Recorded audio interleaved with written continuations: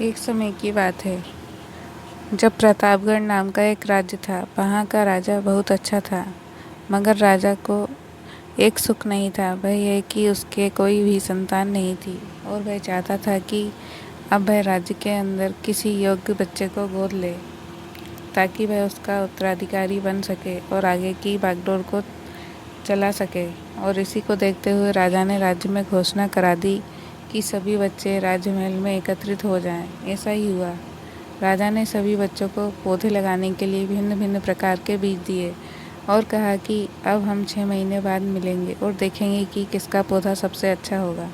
महीना बीत जाने पर भी एक बच्चा ऐसा था जिसके गमले में वह बीज अभी तक नहीं फूटा था, लेकिन वह रोज़ उसकी देखभाल करता था और रोज़ पौधे को पानी देता था।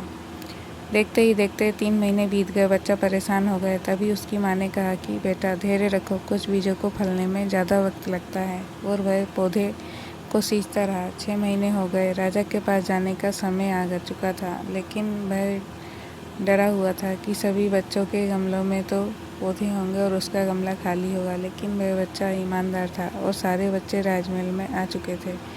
कुछ बच्चे जोश से भरे हुए थे क्योंकि उनके अंदर राज्य का उत्तराधिकारी बनने की प्रबल लालसा थी। अब राजा ने आदेश दिया कि सभी बच्चे अपने अपने गमले दिखाने आए, मगर एक बच्चा सहमा हुआ था क्योंकि उसका गमला खाली था।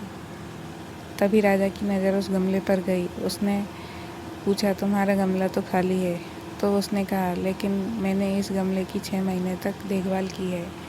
राजा उसकी ईमानदारी से खुश था कि उसका गमला खाली है, फिर भी वह हिम्मत करके यहाँ तो आ गया। सभी बच्चों के गमले देखने के बाद राजा ने उस बच्चे को सभी के सामने बुलाया। बच्चा सहम गया और राजा ने वह गमला सभी को दिखाया। सभी बच्चे जोर से हंसने लगे। राजा ने कहा, शांत हो जाइए, इतने खुश मत होइए। आप सभी के पास जो बीज थे वो बंजर हैं। आप चाहें कितनी भी मेहनत कर लें, उनसे कुछ नहीं निकलेगा, लेकिन असली बीज यही था। राजा उसकी ईमानदारी से बेहद खुश हुआ और उस बच्चे को राज्य का उत्तराधिकारी बना दिया गया। अपने अंदर ईमानदारी का होना बहुत ज़रूरी है। अगर हम खुद के अंदर ईमानदार हैं तो जीवन के किसी न किसी पड़ाव में सफल हो ही जाएंगे।